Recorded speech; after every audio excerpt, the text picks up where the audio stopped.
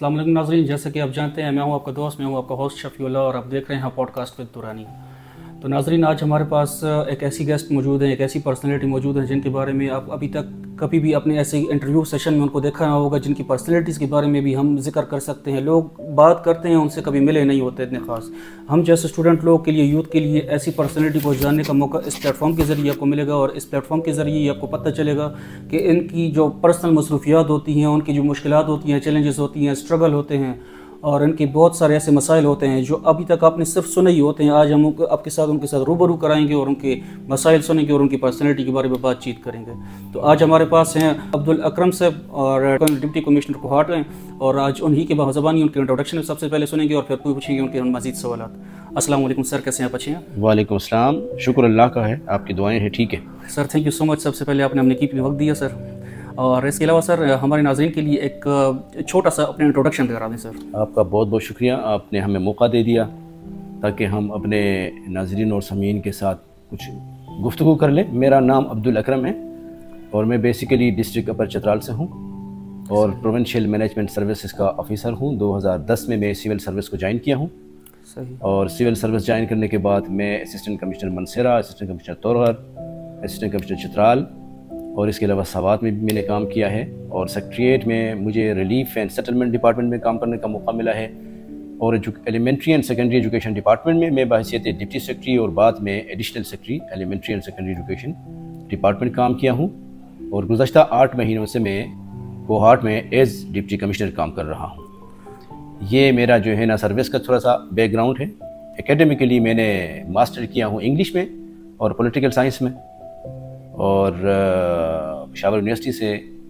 तो करने के बाद मैं कोई 5 साल एज ए लेक्चरर काम कर रहा था। उसके बाद मैंने सिविल सर्विस को ज्वाइन किया है। तो सर ऐसे मतलब आपकी लाइफ में ऐसी क्या बात हुई जो सिविल सर्विस आपने ज्वाइन किया सर? क्या ऐसी कोई बात थी, किसी से आप इंस्पायर हुए थे या आपको खुद ही सर बचपन से ही शौक था सिविल सर्विसेज में आने की? देखो, हमारे मुल्क में जब देखा जाए तो बहुत सारे सर्विसेज हैं। हर सर्विस की अपनी ब्यूटी है, उसके अपनी खूबसूरती हैं, फ़ायदे हैं, यूटिलिटीज़ हैं। और हमें जब जो सर्विस अट्रैक्ट कर लेता है तो उसकी तरफ जाने की हम कोशिश करते हैं। तो मेरा एक शौक़ था स्टूडेंट लाइफ से ही कि मैं सिविल सर्विस ऑफ पाकिस्तान को ज्वाइन कर लूँ। तो इस हवाले से मैंने अपना स्ट्रगल जारी रखा और सिविल सर्विस को ज्वाइन किया। दूसरी बात उसमें ये है कि देखो, आपके इसके अलावा जो सर्विसेज हैं उनके अपने ब्यूटी और यूटिलिटीज़ हैं, वहाँ पर आपको एक लिमिट के अंदर रहते हुए काम करने का मौका मिल जाता है। सिविल सर्विस एक ऐसे सर्विस है जहाँ आपको हर शूबे में काम करने का, रिफॉर्म ले आने का और उसमें इम्प्रूवमेंट ले आने के आपके पास बहुत सारे चांसेस होते हैं। तो इसीलिए मैंने कहा कि मैं सिविल सर्विस को ज्वाइन कर लूँ ताकि मैं पाकिस्तान के अवाम की, ये केपी के अवाम की, यहाँ के लोगों की खिदमत कर पाऊँ और हर शूबे में जो मेरे कैपेसिटी और कैपेबिलिटी है उसके मुताबिक मैं सर्विस डिलीवर कर पाऊँ। ये कुछ वजूहात है जिसकी वजह से मैं सिविल सर्विस को ज्वाइन किया हूँ।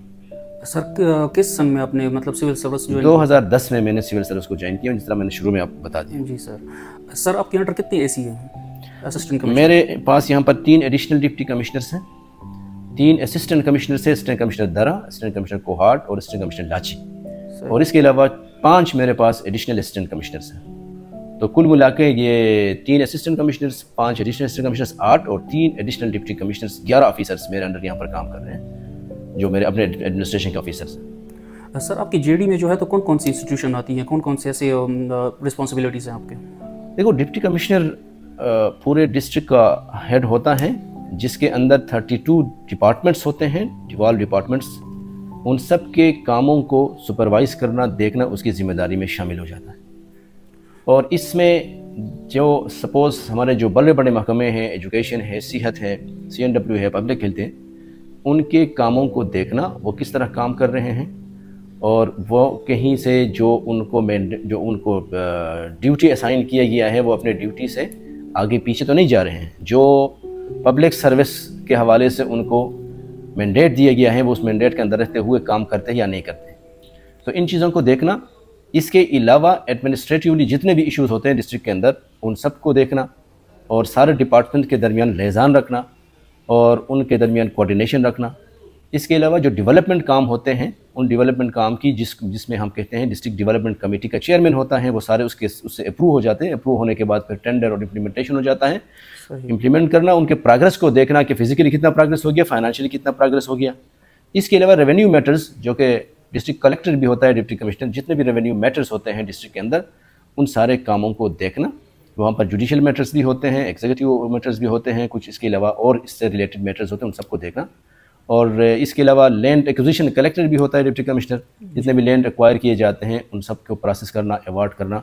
ये सारे मामला जो मैंने आपको बड़े बड़े जो काम बता दिया, ये हमारे साथ एचजेडीज़ में है। जिसके अलावा छोटे मोटे हर कोई काम जो कि डिस्ट्रिक्ट के अंदर होता है, उसके हवाले से डिप्टी कमिश्नर से पूछा जाता है कि इसमें क्या प्रोग्रेस है, ये काम क्यों गलत हो गया, इसमें क्यों प्रोग्रेस नहीं हो रहा, डिप्टी कमिश्नर से पूछा जाता है। सही। सर, आपने CNW का जिक्र किया, CNW की कारकर्दगी से आप मुतमईन हैं? देखो, CNW महकमे में अभी तो उसको CNW बिल्डिंग हमारा अलग है, CNW रोड्स हमारा अलग है। तो कोहाट में हमने जो CNW रोड्स और बिल्डिंग्स के जो एक्सीएंस हैं, जो महकमा हैं, अभी काफ़ी हद तक अच्छे काम कर रहे हैं और हम भी कोशिश कर रहे हैं कि मज़ीद उसमें रिफॉर्म्स ले आएँ।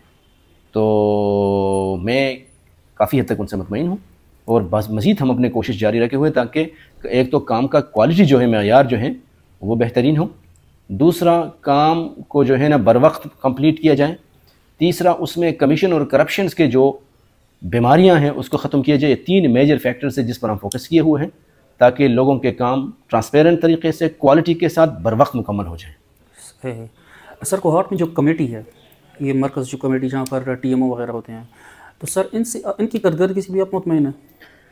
TMO के जो है ना, TMO के कारकर्दगी को इम्प्रूव करने के लिए भी हमने काफ़ी यहाँ पर अपने निशस्त उसके साथ किए हुए हैं, अभी भी लगे हुए हैं। उसके कुछ मेजर इश्यूज़ हैं, सपोज़ फाइनेंशियल इशू हैं, उसमें उनके पास सिंगलों तादाद में लीस्ट प्रॉपर्टीज़ हैं और उसमें उनका और लीज होल्डर्स के दरमियान इशू चल रहा है। इसी वजह से वो फाइनेंशियल कुछ इश्यूज़ फेस कर रहे हैं। TMS जब हम उनको किसी काम का बता दे रहे हैं तो वो फाइनेंशियल इशूज़ की तरफ ले जाते हैं। बहरहाल ये इश्यूज़ तो अपनी जगह पे हैं, लेकिन हमने एज ए होल यहाँ पर हमने सफाई का मुहिम शुरू किया और उसको TMA ने जो उसका एरिया था, एक एरिया WSSC का है, एक उनका है, PF का अपना है, कैंट का अपना है, तो उन्होंने अपने एरिया में सफाई ठीक ठाक करने में अभी भी रखे हुए जारी वो कर रहे हैं।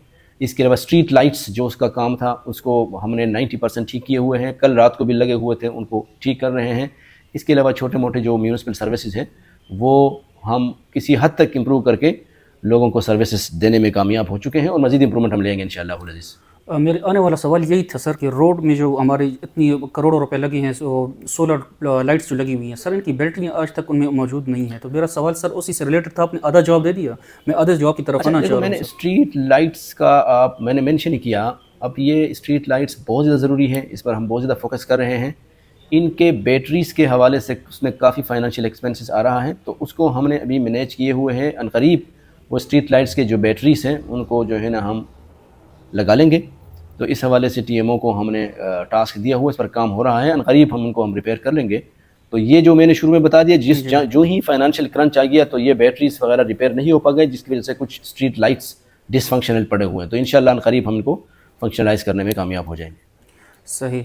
सर, मैं एक जनरल सवाल पूछना चाह रहा हूँ कि अगर लेट सपोज़ एक न्यू MPA के साथ आपको हैंडल करना आसान होता है या एक मैच्योर एक्सपीरियंस MPA वगैरह, आपको MNA और MPA दोनों का पूछ रहा हूँ, इनको हैंडल करना और उनके साथ डील करना आसान है यंग बंदे के साथ या मैच्योर एक्सपीरियंस बंदे के साथ? देखो, MPAs या MNAs पब्लिक के नुमाइंदे होते हैं, वो लोगों ने उन पर एतमाद, यानी वोट देने का मतलब ये है कि लोगों ने उन पर एतमाद किया, चाहे पुराना है चाहे नया है, उसके साथ बैठ के डिस्कशन करना, नेगोशिएशन करना और उसके साथ बैठ के कौम के जो मसाइल हो उसको सुनना और उनके लिए हल निकालना, ये हम सब की ज़िम्मेदारी है। तो हमारे लिए कोहाट में अभी तक कोई इस किस्म का इशू अभी सामने नहीं आया हुआ है। 8 महीनों से MPAs के साथ भी 3 MPAs है, 1 MNA है, एक बहुत ही बेहतरीन माहौल में काम चल रहा है।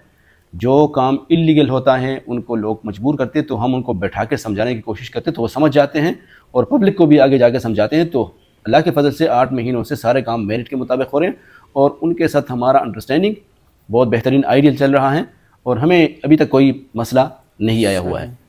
चलो गुड। क्योंकि उसमें जो है ना वो उसमें से 1-2 नए हैं, फ्रेश MPA से, कुछ एक्सपीरियंस भी है, तो दोनों के साथ हमारा जो अंडरस्टैंडिंग है ठीक ठाक चल रहा है। सही। सर इसके साथ मैं ये पूछना चाह रहा हूँ, जैसे कि रमज़ान चालू हमारा शुरू है, गुजर रहा है खैर खैरियत से। सर इसके रमज़ान का सस्ता बाज़ार जो होता है सर, उसके हवाले से आपका क्या ख्याल है? पहला सवाल मेरा ये है, और दूसरा सवाल ये है कि इनकी सस्ता बाज़ार की मेंटेनेंस के लिए आपने कोई टीम तश्कील दी हुई है? देखो, सस्ता बाज़ार एक तो जो है ना मुखय्यर हज़रात ने गुम्बट में और यहाँ एक दो उसमें रखे, तो वो मुखय्यर हज़रात जो कमोडिटीज़ ख़रीदते उस पर कोई इंटरेस्ट रखे बग़ैर लोगों को दे रहे हैं, और उसमें वो इंटरेस्ट वग़ैरह जो है मुखय्यर हज़रात ख़ुद पे करते अपने जेब से। एक ये है जो कि उसको वो 100% फंक्शनल है। मैंने गुम्बट में जो इस्टेब्लिश्ड है उसको मैंने बाज़ार ख़ुद विज़िट कर लिया, उसमें रेट काफ़ी फ़र्क हैं और लोगों ने भी उसको इंडोर्स कर लिया कि ये काम हो रहा है ठीक। सही। दूसरी बात, जो इसके अलावा जो हमारे बाज़ार हैं उनको सुपरवाइज़ करने के लिए, उनके मॉनिटरिंग के लिए हमने काफ़ी सारे स्टेप्स लिए हुए हैं। उसमें से हमने मॉनिटरिंग डेस्क लगाए हुए हैं कोहाट में 7 मकामात पर, और आवाम को रमज़ान शुरू होने से पहले हमने रिक्वेस्ट किया है और अभी भी रिक्वेस्ट कर रहे हैं कि जिस किसी को भी प्राइस के हवाले से या क्वालिटी के हवाले से कोई इशू हो तो वो उस डेस्क में जाके अपना कंप्लेंट रिकॉर्ड कर सकते हो, और उसी दिन उस कंप्लेंट को एड्रेस करने का डायरेक्शन है। तो उसी दिन हो रहे हैं। अभी तक जो कंप्लेंट वहाँ पर पहुँच चुके हैं वो 100% हमने एड्रेस भी कर चुके हैं। इसके अलावा मॉनिटरिंग टीम हमने इस्टेब्लिश किए हुए हैं। वो मॉनिटरिंग टीम डेली बाज़ारों का इंस्पेक्शन करते हैं, देखते हैं, जाते हैं और बाज़ार के प्राइस को, क्वालिटी को मेंटेन करने की कोशिश करते हैं। तीसरे नंबर पर हमने यहाँ पर जो कंप्लेंट के लिए नंबर सर्कुलेट किए हुए हैं, व्हाट्सएप नंबर और लैंडलाइन नंबर, जहाँ से कंप्लेंट आ सकते हैं। इसके अलावा आजकल मीडिया का दौर है, social media, electronic print media के थ्रू जो ही हम कहीं से कंप्लेंट सुनते हैं तो उस मौके पर मेरे असिस्टेंट कमिश्नर्स और मैं भी कोई काफ़ी जगहों पर चला गया। लास्ट सैटरडे को ही मुझे जब सुबह उठ गया तो ये बुचर्स या कसाबों के हवाले से कंप्लेंट था, तो मैंने जाके ख़ुद विज़िट कर लिया। 2 बुचर्स को जेल भेज दिया, तीन को हमने सील कर दिया, बाकी के ख़िलाफ़ हमने FIR कर दिया।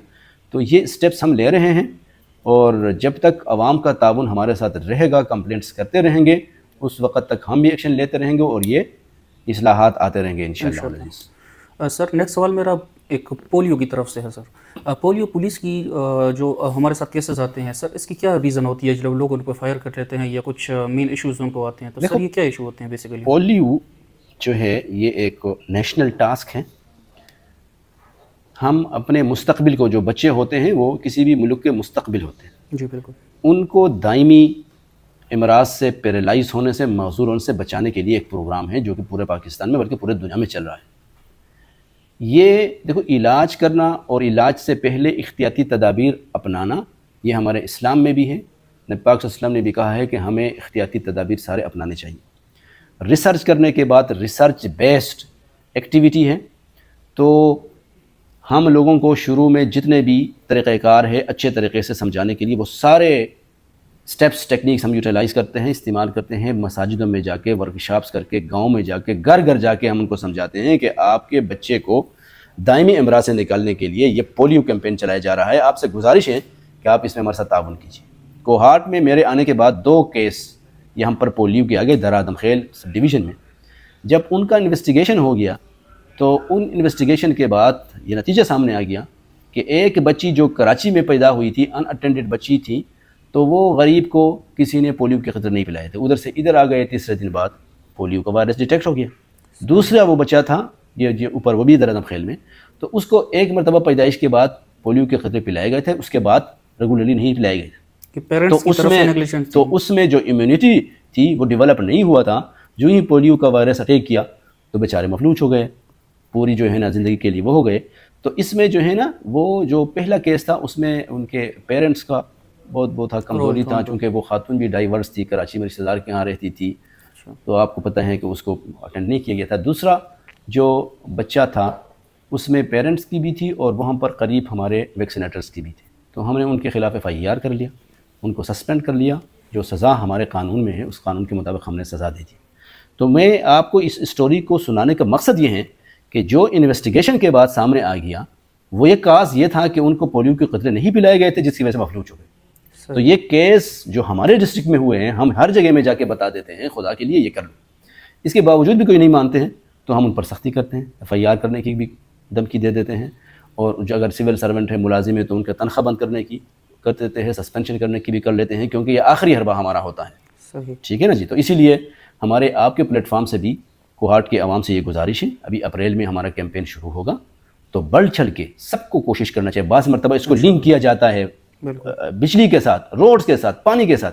भाई ठीक है, पानी बिजली रोड्स अलग चीज़ है, हम बच्चों के सेहत पे कंप्रोमाइज़ नहीं कर सकते, हमें इसको किसी भी चीज़ के साथ लिंक नहीं करना चाहिए। सबको आके वॉलंटरीली आगे आना चाहिए और जो है ना पोलियो के खतरे 100% पिलाने चाहिए।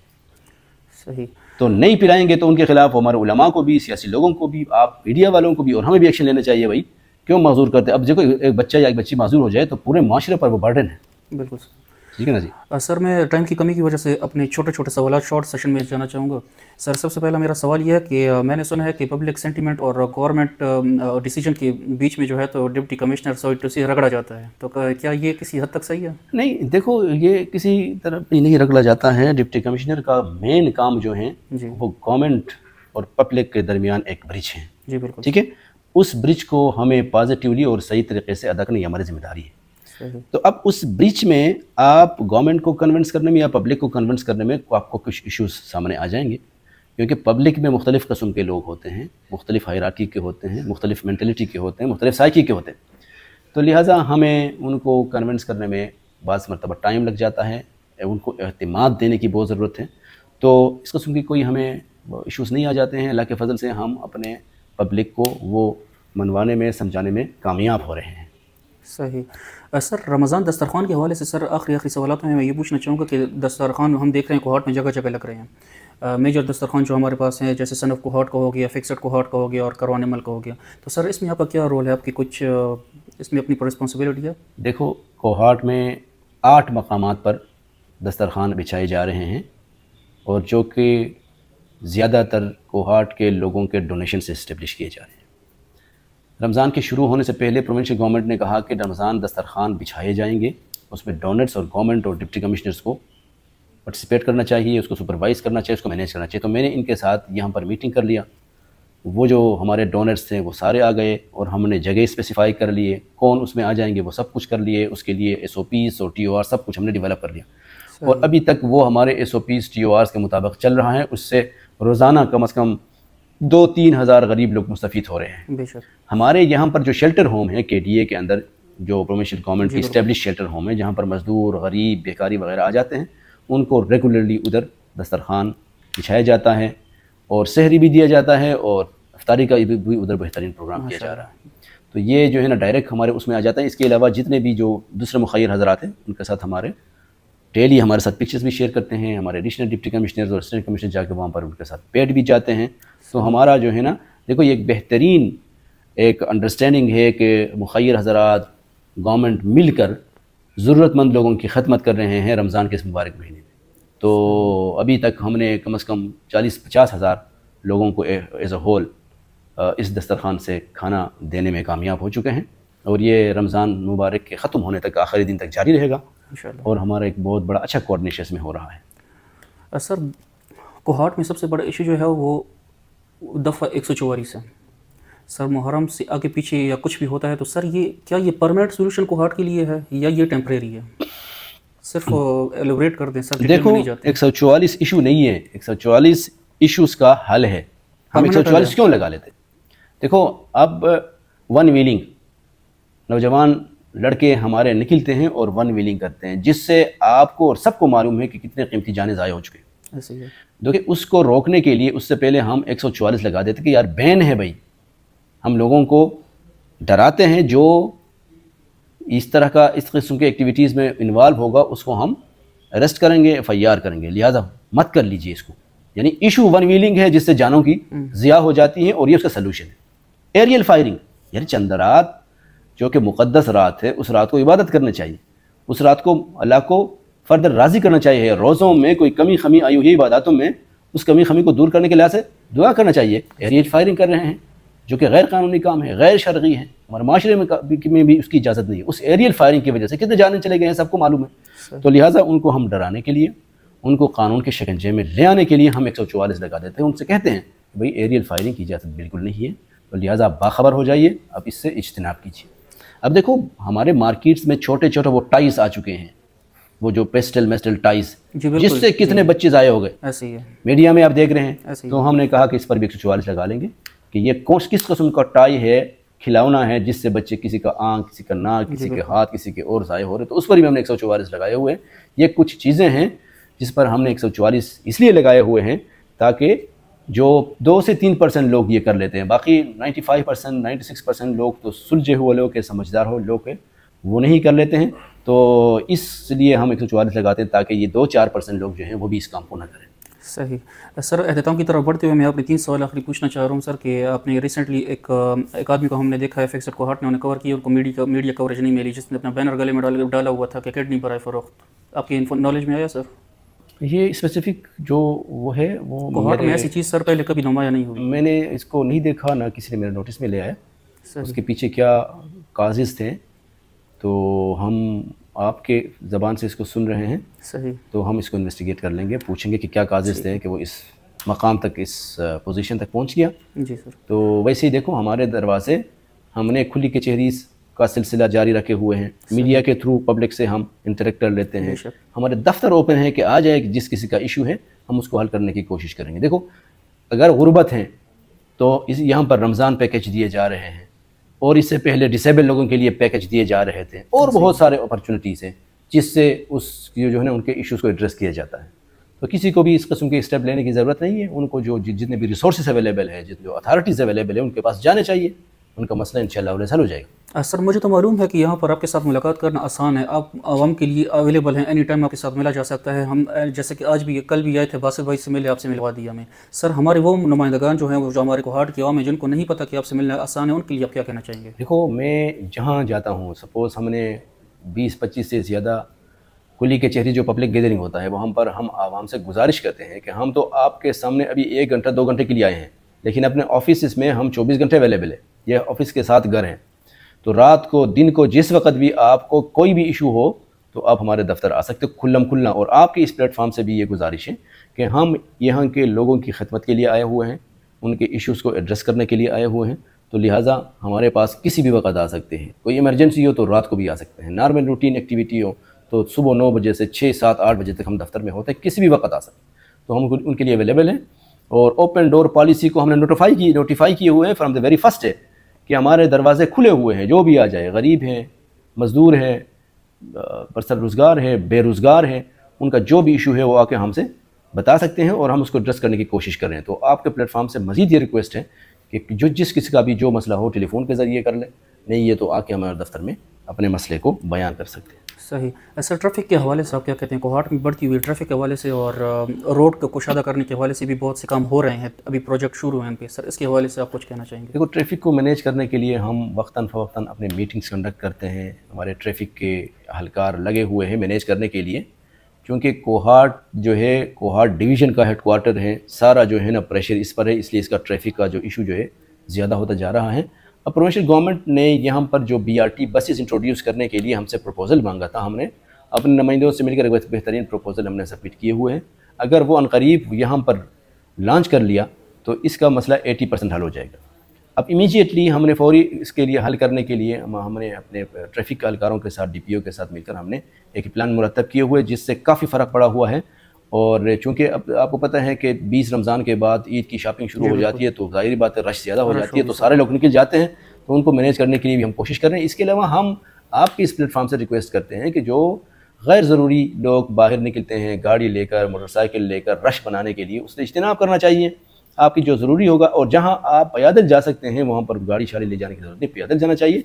और तीसरी अहम बात, ट्रैफिक के कवानीन को हमें हर सूरत में अपनाना चाहिए, उस पर अमल करना चाहिए। ट्रैफिक के कवानीन पर अमल करने से अपने जान को, माल को भी बचा सकते हैं, दूसरे लोगों की भी जान और माल को बचा सकते हैं। जो ही हम वायलेशन कर लेंगे तो वो हमारे लिए भी वबाल जान बन जाएगा और दूसरों के लोगों के लिए भी वबाल जान बन जाएगा।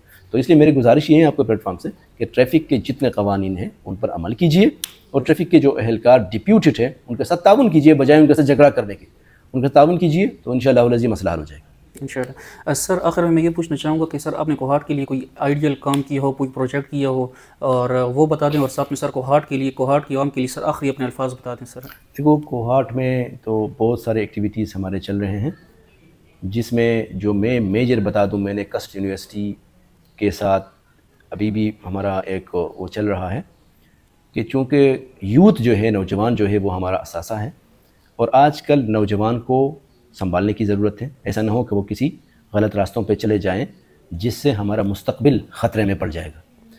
तो दूसरी अहम बात आईटी का दौर है और आईटी को डेवलप करने के लिए हमें कोई बड़ा सा स्टेप लेना चाहिए था। तो इस हवाले से आईटी पार्क कोहाट में इस्टेब्लिश करने के लिए कोहाट यूनिवर्सिटी के साथ हमारा, चूँकि वो बहुत बड़ा प्रोजेक्ट है, वो 1-2-2.5 साल में इस्टेब्लिश हो जाएगा, हमने उसको स्टार्ट किए हुए, वो कंसेप्ट हमने दिए हुए हैं, जिससे क्या होगा, उससे आईटी पार्क के अंदर मुख्तलिफ सेक्शंस होंगे। मिसाल के तौर पर रिसर्च करने वाले स्टूडेंट हैं तो वो उस रिसर्च करने के जो सेक्शन है उधर जाके अपना रिसर्च कर लेंगे और उनको इधर उधर जाने की जरूरत नहीं है। अब देखो, जो हमारे आईटी के थ्रू आजकल बिजनेस करते हैं छोटे बड़े, बिजनेस का उनका वहाँ पर सेक्शन होगा, छोटे मोटे बिजनेस करने वाले लोग उधर जाके ऑनलाइन अपने बिजनेस जारी रखेंगे। लर्निंग के लिए, छोटे मोटे डिप्लोमा के लिए वहाँ पर लर्निंग का सेक्शन होगा, वहाँ जाके वो सीखेंगे, डिप्लोमा कर लेंगे, उसके बाद वो जो सेक्शन होगा जहाँ पर बिज़नेस करते हैं उधर जाके बिज़नेस कर पाएंगे। तो ये 4-5-6 बड़े बड़े सेक्शंस वहाँ पर होंगे जहाँ से हमारे यूथ जो हैं बहुत बड़े फ़ायदे हासिल कर पाएंगे। एक ये है, दूसरे नौजवानों को फर्दर इंगेज करने के लिए, जिसमें बॉयज़ एंड गर्ल्स दोनों शामिल हैं, हमने यहाँ पर स्पोर्ट्स के कैलेंडर्स मरतब किए हुए जिसके मुताबिक काम चल रहे पूरे कोहाट में, और यूथ इंगेजमेंट एक्टिविटीज़ हमने किए हुए दरादम खेल से लेकर यहाँ पर लाची और कोहाट के अंदर उनकी एक्टिविटीज़ हो रहे हैं। और ये इवेंट्स जो है ना इंशाअल्लाह हमारे नौजवानों को आगे ले जाने में काफ़ी मददगार साबित होंगे। तो इसके अलावा छोटे मोटे काफ़ी काम हैं जिसमें हमने यहाँ पर सफाई के निज़ाम को बेहतर करने के लिए, हमारे हॉस्पिटल्स के निज़ाम को बेहतर करने के लिए, स्कूलों के अंदर एक बहुत बड़ा काम हमने किया हुआ, जो आउट ऑफ स्कूल चिल्ड्रन जो है कोहाट में, जो स्कूल से बाहर है, जिस तरह पोलियो में माइक्रो प्लान बनाया जाता है, हमने पहली मरतबा कोहाट में एजुकेशन के लिए माइक्रो प्लान बना लिया। यानी एक स्कूल के इर्द गिर्द कितने टोटल बच्चे हैं, घराने कितने हैं, सपोज 50 घराने हैं, वहाँ पर टोटल बच्चे स्कूल गोइंग जो है वो 150 हैं मिसाल के तौर पर, उनमें से 120 स्कूल जा रहे हैं, वो 30 क्यों नहीं जा रहे, उनका बाकायदा हमने बॉयज़ और गर्ल्स का पैम्फलेट बनाए हुए हैं, बुकलेट्स बनाए हुए हैं। उसमें हम 2 काम कर रहे हैं, एक हम यूनिवर्सिटी ऑफ कस्ट के साथ MOU साइन कर रहे हैं जिसके तहत उन पर रिसर्च हो जाएगा और रिसर्च के रिकमेंडेशन गवर्नमेंट के साथ शेयर किए जाएंगे ताकि फ्यूचर में इस किस्म के आउट ऑफ स्कूल चिल्ड्रन ना हो। उसके अलावा जो लेबर्स में इंगेज हैं, हमने AD लेबर को, लेबर डिपार्टमेंट को इंगेज किए हुए, हमको किस तरह लिया जाए। इन्हीं मुखिर हज़रात को हम यहाँ पर मीटिंग करते हैं महीने में एक मरतबा, कि बच्चे हैं जो कि 8-10 साल के हैं, लेबर में लगे हुए हैं, इसलिए लगे हुए हैं कि घर में कुछ नहीं है, तो लिहाजा हम उनको जो है ना 8-10 हज़ार रुपये दे दें ताकि वो स्कूल पढ़ लें और ये 8-10 हज़ार रुपये घर में अपने खर्च अखराजात के लिए लगा लें। जो उससे थोड़े ऊपर हो चुके हैं तो हम उनके लिए इस तरह किए हुए किताबें दे रहे हैं और वो उनके पढ़ाई के लिए बंदोबस्त भी कर रहे हैं, वो भी हमारे पाइपलाइन में हैं। और चूँकि वो अपना साथ साथ वो काम भी जारी रखे, क्योंकि उसको 200-250 रुपये मिल जाते हैं जिससे उसके घर में थोड़ा सा उनके खुराक वगैरह का जरिया बन जाता है। तो आउट ऑफ स्कूल चिल्ड्रन का डाटा हमने मरतब किया हुआ है और उस पर हम काम कर रहे हैं और ये भी कोहाट में एक बड़ा अच्छा काम है। इंशाअल्लाह से भी काफ़ी इम्प्रूवमेंट आ जाएगा। सर, कोहाट के आवाम के लिए सर आप क्या कहना चाहेंगे? कोहाट के आवाम बहुत अजीम लोग हैं। 8 महीनों में हमें इन्होंने जो रेस्पेक्ट, जो ऑनर दिए हैं और हमारे बातों को जो माने हैं उसको हम अल्फाज में बयान नहीं किया सकता है। बहुत अजीम लोग हैं यहाँ पर, बाहर से इतने लोग आके आबाद हैं, उनकी जो रिस्पेक्ट दे रहे हैं हंगू से, कुरम से, वज़ीरिस्तान से, मुख्तलिफ़ जगहों से, वो बेमिसाल है। मेरी गुजारिश इनसे ये है कि वो जिस तरह कोहाट को अमन से रखे हैं, यहाँ के लोगों ने रखे हुए हैं, अल्लाह का फ़ज़ल है और यहाँ के लोगों की मेहनतें हैं, सियासी माहिदीन की, मशरान की, उलमा की, सब की, मीडिया की स्पेशली, कि इसको बरकरार रखें। इसको जब बरकरार रखेंगे तो हमारे डेवलपमेंट्स जो हैं आगे चले जाएंगे। जो छोटे मोटे इश्यूज़ हैं वो इंशाअल्लाह वन बाई वन हल होते जाएंगे। सही। ये मेरा पैगाम है। आप सबका बहुत बहुत शुक्रिया, आपके पोस्ट कार्ड का, आपकी मीडिया का, कि आपने हमसे काफ़ी सारी बातें करने का मौका दे दिया। अल्लाह पाक से दुआ भी करेंगे कि अल्लाह पाक हमें यहाँ के लोगों की मज़ीद खिदमत करने की तौफ़ीक़ अता फरमाए। Thank you so much sir, आपने अपना कीमती वक्त दिया। थैंक यू सो मच, बहुत बहुत शुक्रिया। तो नाज़रीन, जैसे आपने देखा आज हमारे साथ थे अकरम खान साहब, अब्दुल अकरम, डिप्टी कमिश्नर कोहाट, और उनकी पर्सनैलिटी के बारे में आपने जाना और उनकी थॉट्स और उनके पॉइंट ऑफ व्यू को आपका करीब से देखा कि वो कैसे आपके साथ आपके मसाइल को हल करते हैं और आपके साथ ख़ुद एनी टाइम अवेलेबल हैं आपके मसाइल को सुनने के लिए। तो नाज़रीन, अब हम आपसे इजाज़त चाहते हैं टाइम की कमी होने की वजह से, और इंशाल्लाह फिर मुलाकात करेंगे किसी नए एपिसोड में किसी नए गेस्ट के साथ। मुझे इजाज़त दीजिए, इंशाल्लाह फिर मिलेंगे। अस्सलाम वालेकुम।